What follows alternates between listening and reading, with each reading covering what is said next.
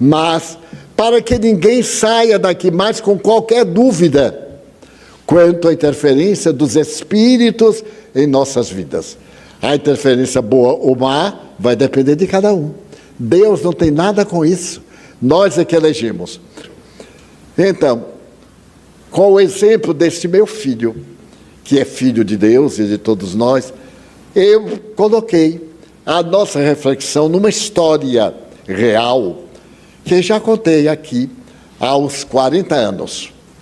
Quando começamos as atividades de publicar os livros, tudo era muito difícil, mas Deus colocou diante de mim as possibilidades mais inimagináveis, para que anotemos como Deus interfere em nossas vidas através dos Espíritos. Eu estava no Rio de Janeiro e levava um livro datilografado, em papel cetinado, para encontrar preço de publicação em Curitiba, que havia uma gráfica editora muito boa e relativamente mais barata entre aquelas que havíamos consultado. Havia um casal do Rio que era muito amigo nosso. Ele era cardiopata e era um homem que possuía muitos bens. Determinada circunstância levou-me à sua casa, através da minha anfitrioa do Rio de Janeiro, onde eu me hospedei 40 anos. Eu já não era hóspede, eu era barata, morava praticamente na casa. E então, nesse dia, estávamos sem palestra, quando a minha amiga disse, vamos visitar o casal. Eles são tão sós, e eles gostam tanto de lhe ouvir contar casos. Então, muito bem, eu estava revisando a datilografia do livro, porque sempre escapa, dizia Monteiro Lobato, que o erro gráfico é semelhante ao diabo. Na hora que ele está lendo, o diabo põe um rabo e a gente não vê. Na hora que imprime, que a gente olha, é a primeira coisa que vê, é o erro. Mas aí é tarde, tem que esperar a outra edição. E eu estava revisando e peguei a pasta, era de papelão, e levei na mão casualmente, sem me dar conta. Chegamos à casa dos amigos, conversamos, tomamos um cafezinho, que é o meu levanta-pressão arterial, e nesse momento ele perguntou assim, que pasta é essa, Divaldo? Eu fiquei meio envergonhado, disse, não é de importância. É um livro datilografado, que eu terminei, e que estou levando a Curitiba para poder imprimi-lo. Ele disse assim, como é que se chama? Ele disse, Além da Morte. O prefácio foi dado pelo espírito André Luiz, através de Chico Xavier, que era um selo de confirmação. Ele disse, leia aí, por favor, qualquer coisa. Ele disse, então abra. Ele abriu e eu comecei a ler. O livro é o seguinte, a primeira diretora da Mansão do Caminho veio estar conosco no dia 15 de agosto de 52. Era uma senhora de 49 anos, dedicadíssima. A sua filha já era mãe de 6 filhos e estava sempre grávida. Era um milagre. Quando ela não estava grávida, estava se preparando para ficar grávida. Teve 9 filhos. Paciência. Muito bem. E então, Dona Otília, que era casada com o senhor bem mais velho, era uma pessoa extraordinária, dedicada, muito boa para mim, para Nilson. E então, ela estava conversando comigo e preocupada com o marido, que já sendo uma idade avançada, podia ter uma crise. Naquele dia, um sábado, eles estiveram em uma clínica que fazia os primeiros check-ups. Isso em 1952. Era um check-up mais cap do que cheque, porque não tinha quase aparelhos, mas era um exame aqui, outro ali, etc. E ela dizia assim, meu filho, eu não sei se Gonçalves, de um momento para o outro, não vai desencarnar. E eu lhe disse, Dona Otília, não se preocupe. A senhora viu que o médico disse que ele vai ter uma vida longa, apesar das dificuldades, mas que a senhora deve ter cuidado, apesar de ser bem mais jovem. Ela era mais gordinha. E então estávamos conversando, e ela com o diagnóstico do marido para o futuro, mas ela para ter cuidado. Então eu me despedi, estava na sede da mansão, para ir para casa.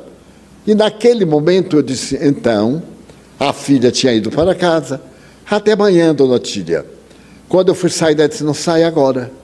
Eu estou sentindo uma coisa, algo como uma indigestão e uma dor aqui no braço esquerdo.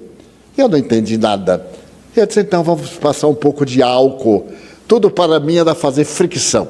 Álcool, alfazema, era milagre de tudo.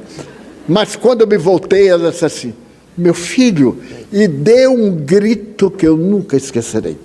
E caiu nos meus braços. Morreu. Fulminante o infarto. Morreu ali. E eu fiquei desolado, o que podia fazer? Ele ouviu o grito. Eu disse, eu não posso dizer a seu Gonçalves. Fiquei aturdido, Nilson veio me ajudar, colocamos na cama, e seu Gonçalves vinha, eu peguei-o no corredor, e ele me disse assim, o que foi, meu filho? Ele foi dona Otília. O que é que tem? Ela morreu, seu Gonçalves. Ele parou assim, eu digo, número 2, vai ter já. Mas o velhinho aguentou. Ele disse, venha vê-la. Então, os senhores podem ter ideia do que aconteceu. Ela tomava conta de uma casa com 60 crianças, com as outras tias, e ficamos desolados. 6 meses depois, ela veio à sessão mediúnica para escrever uma carta à filha, contando como era morrer. Por isso que botou o nome Além da Morte. Ela dizendo, minha filha, e tal e tal. Mas a carta ficou tão longa que ela pediu licença aos mentores para continuar na outra sessão. E terminou no livro de 300 páginas. Ninguém me mande uma carta dessa, porque eu não vou ler. E então, conversando com Chico Xavier, ele disse, olha, Edivaldo, o livro é tão interessante e importante que André Luiz compara-o ao Nosso Lar. Havia sido publicado faz uns 7, 8 anos. E então ele vai dar o prefácio. E deu o prefácio. Isso era o que estava no livro. Quando o meu amigo abriu, ele leu exatamente quando ela conta, naquela hora que eu dei o grito e foi descrevendo, ele fechou o livro e me disse assim, é o meu caso, é assim que eu vou morrer. E foi. Anos mais tarde, ele estava sentado com a esposa, olhando uma foto de Joana de Ângeles, quando levou a mão ao peito, tombou, morto, fulminante. Mas bem, então ele ficou assim pálido, e eu disse, não se preocupe, essas coisas de espírito, a gente tem que ficar também um pouquinho com cuidado, estamos no mundo físico. E ele disse, e você vai imprimir como? Eu digo, eu vou ver o preço, vou negociar, e espero que o livro se pague. Conversamos, e antes de eu sair, ele chamou a esposa para ir na intimidade da casa. Estávamos na sala. E depois voltou. Voltou, e quando eu ia saindo, ele me deu uma caixa de sapato, enrolada, e disse assim, leve para casa, publique o livro. Eu não imaginei, em hipótese alguma. Chegando à casa da minha amiga, nós fomos abrir a caixa, e quando abrimos, era dinheiro vivo. Eram 10 milhões do dinheiro da época, porque mudou tanto que a gente tem dificuldade. Mas eu sei que era uma... Eu nunca tinha visto tanto dinheiro, tudo arrumadinho. Eu aí desmaiei. Eu digo, meu Deus, ele se enganou. E ficamos atordoados. Eu desmaiei, desmaiado, né, de cair do chão. Nunca havia tanto dinheiro, nem sabia o que era, não sabia o que fazer. São os apuros. Quando eu recobrei, a minha amiga estava pior do que eu, os olhos esbugalhados. E agora que telefonamos para ele, dizer que ele pegou a caixa errada. Naturalmente ele quis me dar uma sandália, o que foi, e pegou errado. E aí ela foi telefonar, eu tremia.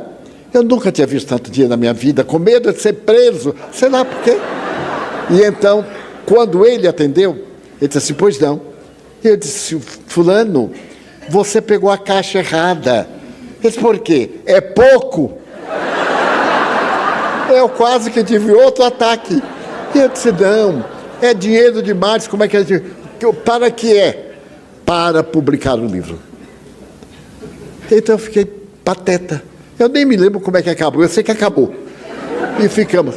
E agora meu medo de viajar a Curitiba, com essa dinheirama, graças a Deus não tinha raio-x, senão não passava.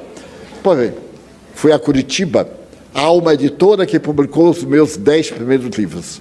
Excelente, trabalho de alta qualidade, generosidade dos editores que tinham preço comum e um preço para os livros, porque eram para ajudar a Mansão do Caminho.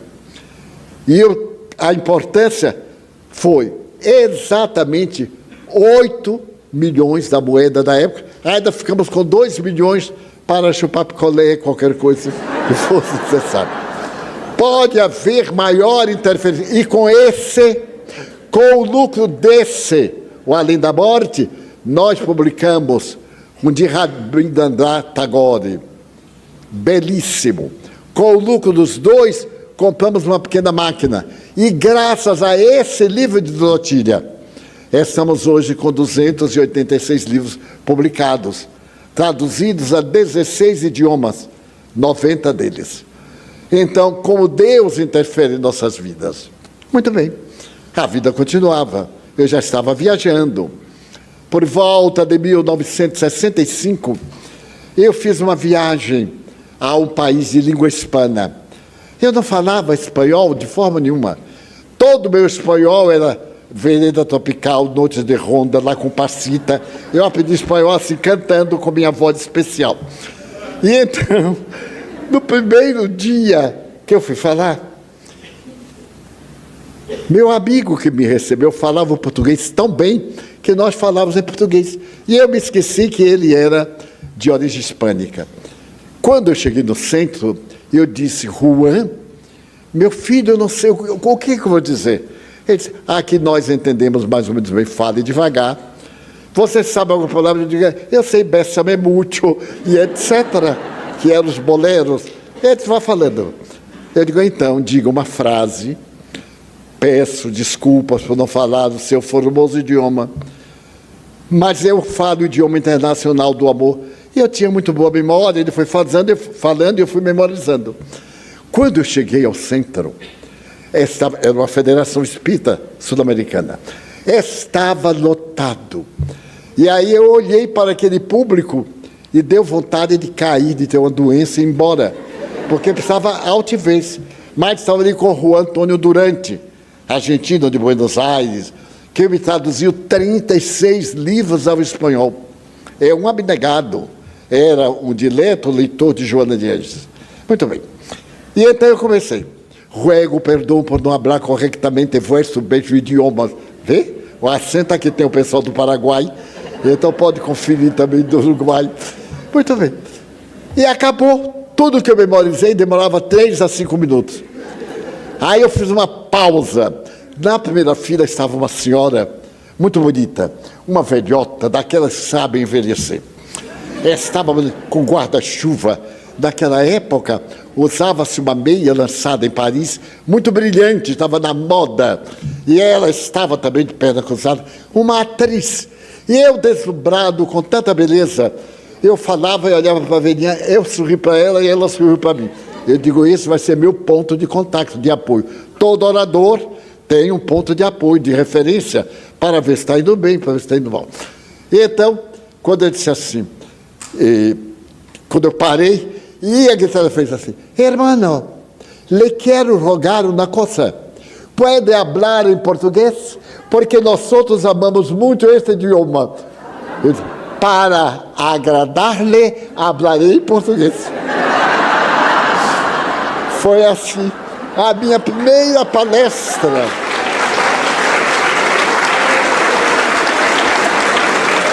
Em espanhol. Aí eu já estava o hispano. No dia seguinte, eu falava no centro.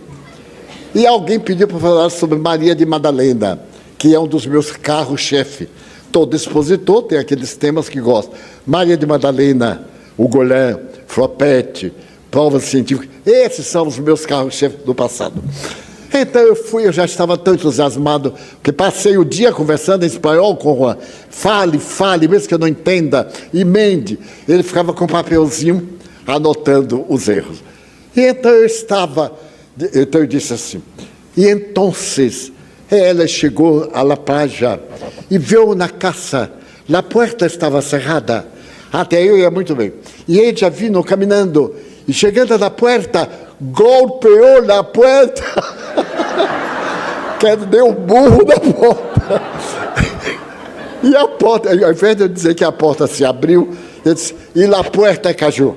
E a porta caiu. Aí o falou baixinho, que musculatura, para dar um murro na porta e derrubar na porta. Então foi assim que eu... Mas nada me fez temer.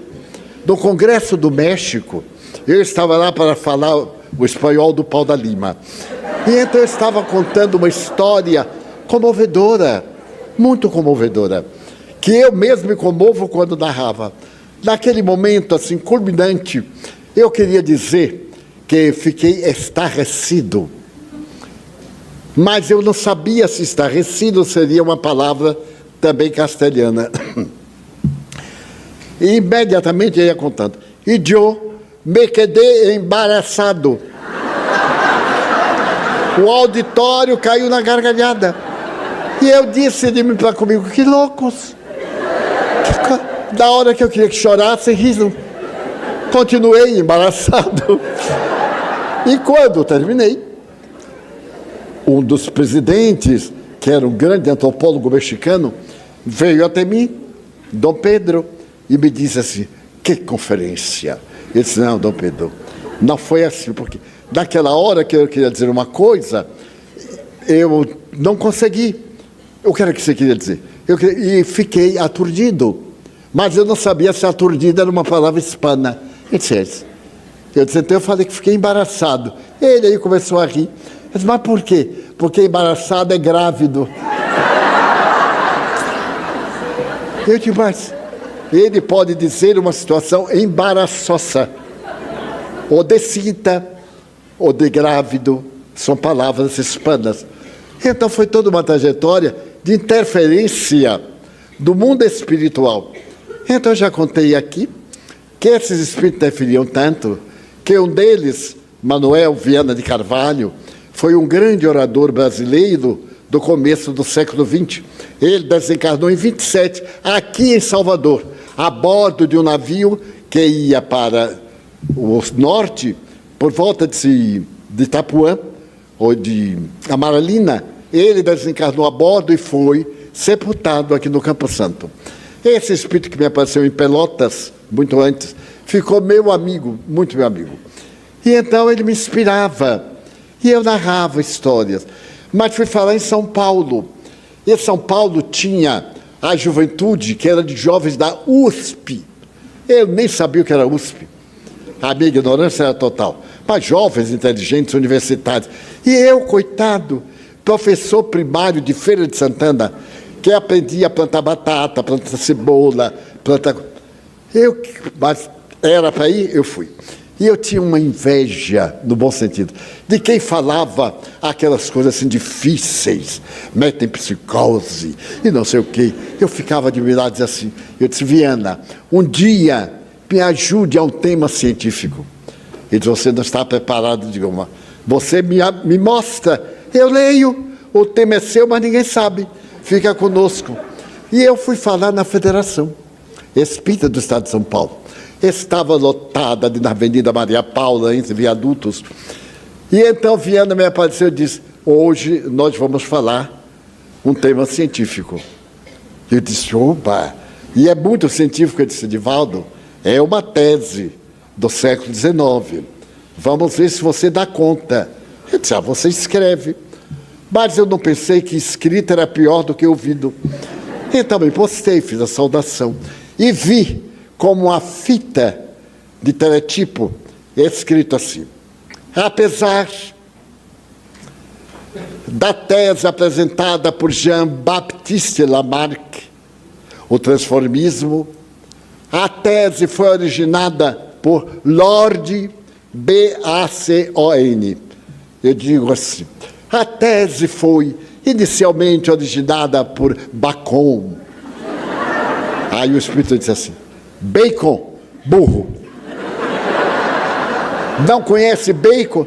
Eu digo, não, eu conheço toicinho comum. Aqui em Salvador, na minha casa, nunca havia entrado bacon, coisa nenhuma. Entrava, era toicinho de porco mesmo, que pai matava e a gente se vestia. Mas tem o tal do bacon. E eu claudiquei. Mas bacon. E então, vinham 4 nomes. Que falta de caridade. O que era francês, eu disse em inglês. O que era inglês, eu disse em castelhano. E o Viana foi emendando. E disse, agora você tenha cuidado, porque eu vou abordar a tese do transformismo, que procura demonstrar a evolução através de 2 princípios, genético e mesológico. Eu digo, o que será mesológico, hein? Pode ser paleontológico.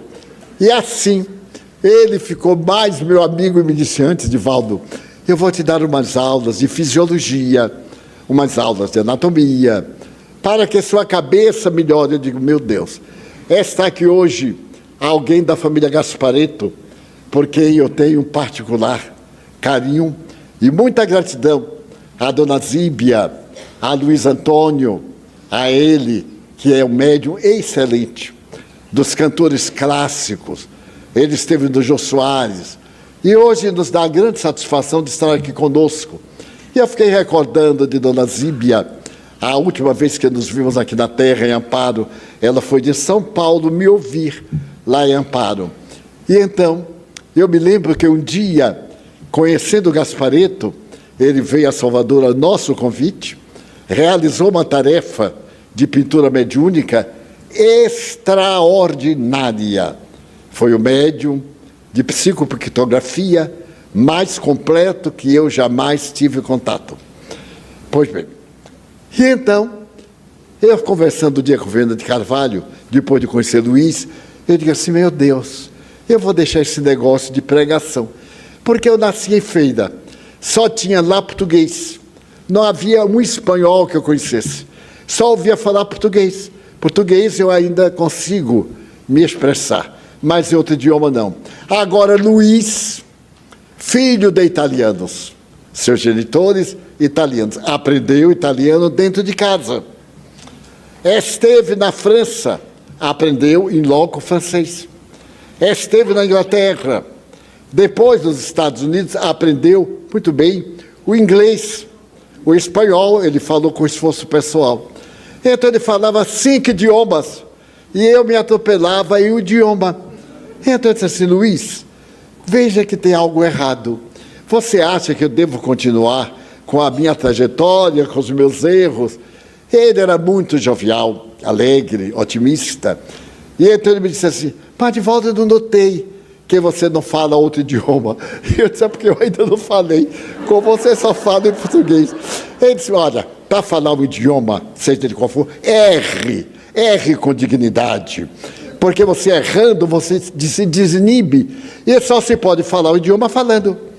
Eu digo, e você em inglês, quando ele começou a viajar muito para a Califórnia, principalmente para São Francisco, e a realizar sessões mediúnicas pelo mundo de pintura mediúnica, extraordinários, com as 2 mãos, com os pés simultaneamente.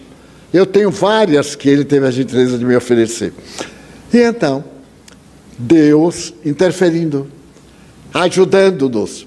Mas para culminar, eu lhes vou contar uma página também, biográfica, talvez um pouquinho larga, mas para que ninguém saia daqui mais com qualquer dúvida quanto à interferência dos espíritos em nossas vidas. A interferência boa ou má vai depender de cada um. Deus não tem nada com isso. Nós é que elegemos. Depois que foi publicado o Mestre de Amor, Juan Durante se prontificou a traduzi-lo ao espanhol. Mas se as dificuldades aqui eram muitas, em um país hispânico, onde o movimento espírita era muito menor, 100 vezes menor, as dificuldades eram maiores. E Juan me dizia, Divaldo, nós hemos de receber a proteção divina e publicar o Mestre de Amor. É um livro tão delicado, salvou a minha vida.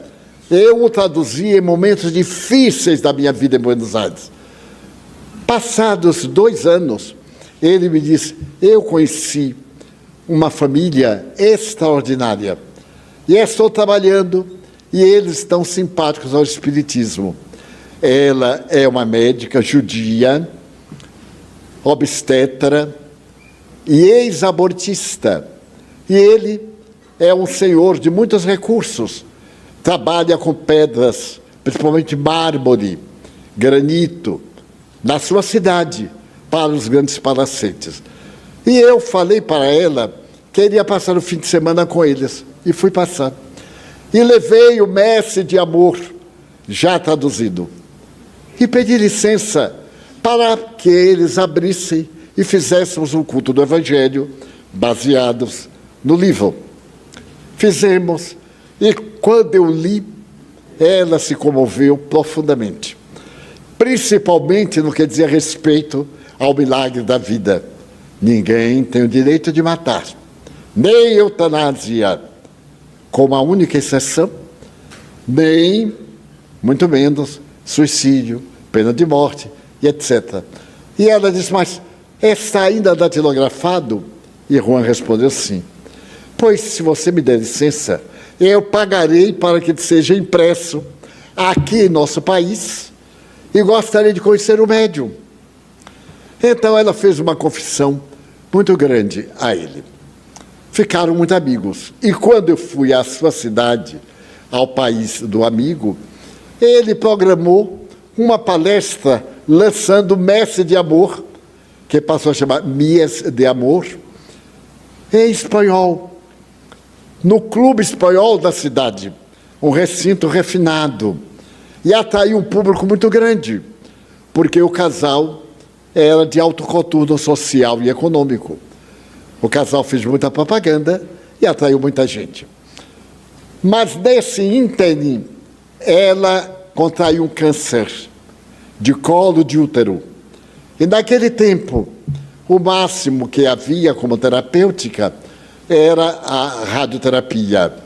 E ela estava com muitas queimaduras, porque era uma experiência relativamente nova. E marcamos para o dia X. Ela estava numa situação lamentável, tomando morfina, já preparando-se para morrer. Fomos de Buenos Aires à cidade em que eles viviam e nos hospedamos com ele. Éramos 4 pessoas, fomos de automóvel. Então ela me disse, hoje eu não vou tomar morfina, porque eu queria o lançamento de nosso livro. O lançamento era às 15 horas. Estava presente também um grande espiritista e poeta, e foi colocado no programa, um filólogo, filósofo. Muito bem. Ela disse, eu vou chegar exatamente na hora da sua palestra, porque eu quero ver você levantar o livro e dizer que está sendo lançado, etc. E irei com minha meia brilhante que comprei em Paris. Era muito vaidosa ou muito autossuficiente. Gostava da beleza e podia fazê-lo. Então ficou a cadeira na frente, as 2 cadeiras para o casal. Começou a solenidade. E em determinado momento ela apareceu e veio andando. Sentou-se, cruzou a perna e me apontou a meia. Eu dei uma olhada, sorrimos. Foi feita a apresentação. Terminado. Às 17 horas, eu fiquei assinando vários livros, até 20 horas mais ou menos, e fui para casa, para poder fazer a refeição. Ela ainda não havia tomado o remédio. E estava com muitas dores. E disse, quando você terminar, eu gosto de falar 5 minutos. Eu sei quando a pessoa pede 5 minutos, quer dizer 1 hora. Quando pede meia hora, vem passar a tarde com a gente. E quando pede para passar a tarde, vem morar na casa da gente. A experiência. Muito bem. Então eu fiz o lanche. Ela estava deitada, uma alcova muito bonita, de um palacete. Ali estava o médico e uma amiga muitíssimo querida que foi residir para poder ajudá-la na mesma casa. E o marido, que era um homem de grande envergadura física, de beleza, de poder. E muito simples, muito gentil. Então, naquele momento que eu terminei, eu digo, eu já posso falar com Eufrásia. Ele disse, então venha. Eu entrei no quarto e ela disse, saiam todos. Só fica, Divaldo. Ele disse, ai meu Deus. Aí eu comecei a Ave Maria, nem me lembrei do Pai Nosso. Ave Maria. Sentei-me. Ela, com muitas dores, disse assim, Divaldo, vou demorar um pouquinho. E me narrou a sua vida. Era uma médica judia, os pais já visitaram aquele país, depois da Primeira Guerra Mundial, conseguiram amealhar uma fortuna, ela estudou para medicina, mas não conseguia uma clientela. Tornou-se uma médica para as dificuldades orgânicas das mulheres, um consultório muito bonito. Certo dia, chegou uma amiga e disse, fulana, eu poderei projetá-la como médica em nossa sociedade. Mas há um preço. Você veja, meu marido está viajando na Europa, ele é embaixador. E eu estou grávida de 2 meses e ele está na Europa há 4. Então, como você vê, é uma situação muito embaraçosa. E eu queria fazer um aborto. Ela disse, mas eu jurei não matar. Eu sou materialista, judia. Ela disse, mas a gente jura e depois desmancha a jura. Eu lhe peço socorro. Foi um momento de debilidade moral de minha parte. Eu traí meu marido com o seu amigo que me visitou muito. E na ausência dele, ele me serviu de companhia. Mas o que é que eu vou dizer a meu marido? O que é que eu vou dizer à sociedade? Essa tal de sociedade que faz tudo do escuro. Muito bem, com exceções evidentes. Mas então, não é nada, não tem o tamanho de um grão de ervilha. É uma coisa.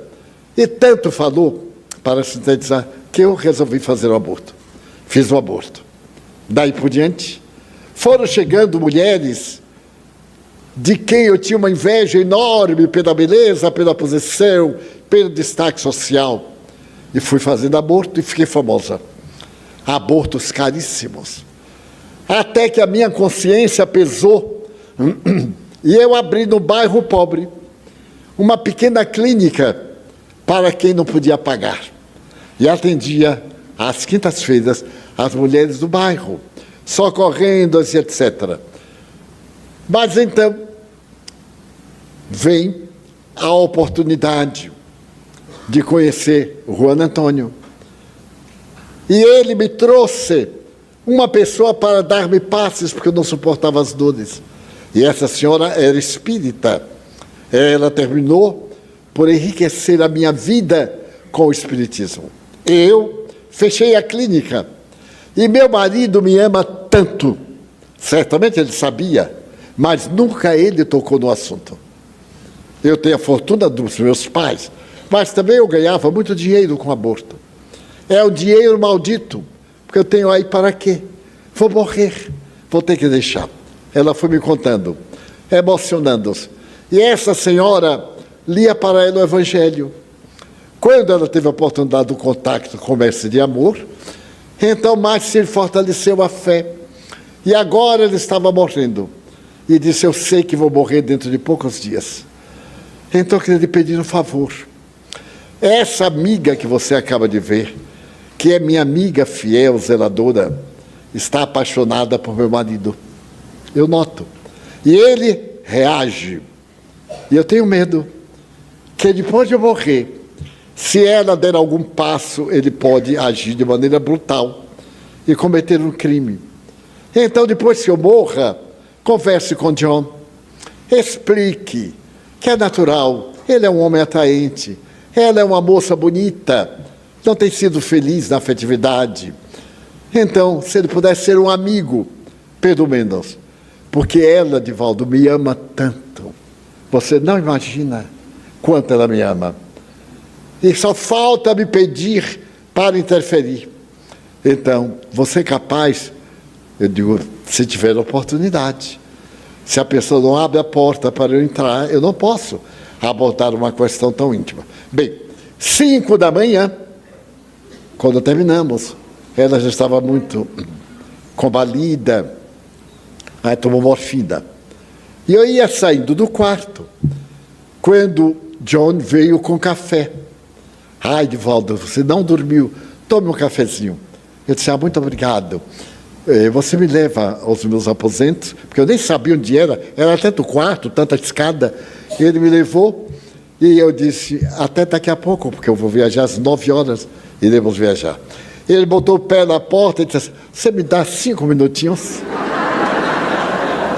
Claro, ele entrou e disse, narrou que sabia que a mulher era abortista, mas era tão nobre, havia sido circunstância tal e qual, mas que ele estava com dilema. A amiga que tomava conta se declarou várias vezes a ele e lhe perguntava, como é que você pode amar uma cancerosa? Ela está podre em vida, eu sou jovem. Como é a natureza humana, hein? Dentro da mesma casa. Mas ele resistia e foi tomando raiva que ele não podia expressar. Porque ela dizia, se você me trata mal, eu digo a ela que você tentou me seduzir e eu recusei. Então eu estou no dilema, porque Eufrásia, ou Fanny, está morrendo e eu não sei o que vou fazer. Conversamos muito e ele disse, faça o seguinte, quando ela desencarnar, dê um pulo em Salvador. Você tem possibilidades de passar um mês na Bahia. Aí você vai às nossas sessões. Nós conversaremos nas horas próprias. E você dá qualquer coisa a ela, dá uma casa, o que for, que não lhe faz falta. Aconselhei-o. Quando ele saiu, alguém bateu na porta do quarto. Já era umas 7 horas. Eu disse, meu Deus, dá tempo de eu pentear o cabelo. Era a outra. Divaldo, você pode me atender em pé mesmo? Eu disse, entre, minha filha. Ela entrou. E eu pude ver a dor estampada no rosto. Eu nunca tinha visto. Antes era fácil julgar que era uma traidora, que estava enganando a amiga. Mas outra era estar com o espectro da dor. Ela disse, Divaldo, parece Satanás. Eu adoro este homem. Não sei porquê. Eu amo a Fanny. Sei que é uma traição, mas não sei o que fazer. Estou numa situação terrível. E sei que na hora que ela morrer, ele me vai botar para fora. E eu planejo me matar. Eu disse, é a última coisa que você pode fazer. Você sabe que Fanny era abortista, que se arrependeu muito. E que teve um sonho peculiar. Ela teve um sonho que estava à borda de um rio, e ela escorregou e caiu nas águas do rio, que eram em sangue. E do sangue emergiam destroços de laminárias, pedaços de corpos, vozes que gritavam, assassina, nós te esperamos. E então ela ficou apavorada com esse sonho. E então uma voz, e um ser ergueu-a do rio de sangue, e disse, se você continuar, a sua morte vai ser muito demorada. Mas se você se voltar para o bem, será abreviada, Fanny. Lembre-se de Deus. Foi quando ela tem um contato com o Espiritismo e muda de vida totalmente. Então eu disse, amiga, então não pense na morte. É uma expiação para você. Esse triângulo é para você evoluir. Ele vai pôr você para fora. Ele falou, eu digo, não falou, mas ele me disse que odeia você. Então não é possível. Ame, mas não desça a esse ponto. Não exija que o outro lhe ame. Se o seu amor é autêntico, essa é a questão do amor. E ela chorou copiosamente e disse, quando Fanny morrer, você deverá estar em Salvador. Então ore por mim, porque Fanny se redime e eu mergulho no abismo. Você promete? Eu te prometo. Já era a hora que os amigos estavam preparados, voltamos de carro, fui me despedir de Fanny. E vi uma das cenas mais comovedoras da minha vida. Fazia muito frio. E então, quando eu entrei no carro, o carro estava com calefação. Eu olhei para despedir-me dele. E estava ele, ela, apoiada por ele, ela levantou para despedir. É a última vez na terra. E a outra atrás, a carícia do casal e a dor da solidão da outra. Eu então vi àqueles dois lados da vida e me deu um aperto no coração, que eu disse, meu Deus, como é difícil acertar com bem. Viajei. 2 dias depois, fui chamado ao telefone, na casa do meu amigo, Fanny estava morrendo. E ela me pediu que recitasse o Salmo 114, são lamentos de Israel. E eu comecei a recitar, até que ela morreu, ouvindo o telefonema. Eu não pude mais ir à sua cidade, porque tinha que voltar ao Brasil. Retornei. Nesse ínterim não havia telefonemas internacionais, ou pelo menos eu não conhecia. Dias depois, eu recebo um telegrama grande de John, dizendo que havia expulsado a senhora da casa e que estava planejando, não saber o que fazer, vender tudo e ir para a Europa, para poder esquecer. Eu pedi que ele não se precipitasse. Nunca tome uma decisão quando estiver emocionalmente instável, porque vai se arrepender, seja qual for a decisão. Mas então, eu pedi que ele viesse, e ele veio. Veio. Aquele homem, aquela estampa, estava derruída. Ele estava realmente acabado. Eu digo, Johnny, você é tão jovem, tenha compaixão de você mesmo. E o pior, Divaldo, é que o meu desejo é de matar Edith, a tal da mulher. Eu digo, você mata. Muito bem. Como é que Fanny vai lhe ver? E quando você for para lá, como é que você vai enfrentar? Ela não lhe faz mal nenhum. Agradeça a Deus ser amado. Através de uma doença, porque não é amor, é uma paixão doentia. Mas faça uma viagem à Europa, se distraia. E ele fez. E então veio Edith falar comigo. Divaldo, o que é que eu faço da minha vida? Eu digo, você amava também a Fanny ou a odiava? É de sentimentos duplos. Eu a amava e a odiava porque estava com o homem a quem eu amava. Eu digo, então, peça a John para lhe emprestar parte da casa, do palacete, para você tomar conta de crianças. Umas 5 crianças órfãs. Lá no seu país também tem muita miséria. Na cidade tem muitos órfãos. Ela disse, se ele me agredir, eu digo, aceite. Mas eu tenho certeza que ele não vai agredir. Você bote Lar de Eufrásia, em homenagem à mulher que ele mais amou. Assim ela fez, voltou. Quando ele veio da França, de retorno, ela estava com sua licença com as crianças, e ele ficou profundamente sensibilizado. Não havia sido pai, não tinha experiência, e começou a visitar, foi morar numa outra casa, as crianças do Lar de Eufrásia. Foi passando o tempo, ele foi cedendo mais espaço, o lar foi crescendo. Ela devotada. Nesse ínterim, eu retorno ao país. Retorno e Eufrásia me apareceu.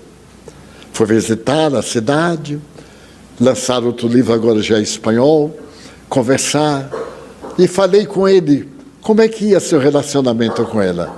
Ele disse assim, Divaldo, ela é tão boa com os órfãos, como se fossem filhos da sua carne, e olhe lá, uma mãe excepcional. Então eu estou querendo bem o que ela faz, eu tomo conta, dou tudo. Não quero que ninguém colabore, são meus filhos e de Fanny. Muito bem. E agora o que você vai fazer? Ele disse, eu estou aturdido. Eu digo, vá morar no lar. A casa é muito grande. Seja auxiliar dela. E assim se deu. Passaram os anos. E um dia ele me escreve, dizendo que a censura local era muito grande dele e ela morarem na mesma casa, que ele ia casar-se com ela para silenciar a boca da censura. Porque a censura humana é uma maravilha. A gente adivinha, quanto mais com uma aparência dessa, o viúvo, a apaixonada e as crianças, é um prato muito bom. E então eu digo, case, dê o seu sobrenome que Fanny não vai ficar magoada. Casaram. E eu fui ao casamento. Ele disse, eu vou lhe dar uma passagem só para vir para o casamento. Eu digo, olha, do Espiritismo não tem ato religioso, não tem nada dessas coisas, das doutrinas. Eu irei ao cartório civil, assinarei como testemunha, e na igreja você leva seus amigos, etc. Muito bem. Casaram-se. Mas o que foi mais bonito é que uma criança, em particular, era o amor da vida dele. Tinha 2 aninhos. E quando eu cheguei, que vi a criança, fiquei deslumbrado. E então Joana de Anjos me disse, a esposa bem-amada voltou aos braços do marido querido. E então Joana contou que os guias espirituais, quando ela desencarnou, quando viu o casamento dele com ela, então Eufrásia teria dito, eu aceitaria ser filha para continuar recebendo os beijos do homem amado, já que eu não posso ser esposa. E a divindade aqueceu. E aí está ela, na condição de filhinha. Fale com ele para ter muito cuidado, para não criar conflito nas outras crianças. Mas não adiantava, porque quando a gente gosta, a gente finge que não gosta e de olho esquerdo a gente fica olhando para a pessoa. Ele disse, não posso, Divaldo, eu tenho que carregar, tenho que fazer isso. Por que será? Eu disse, coisa de Deus.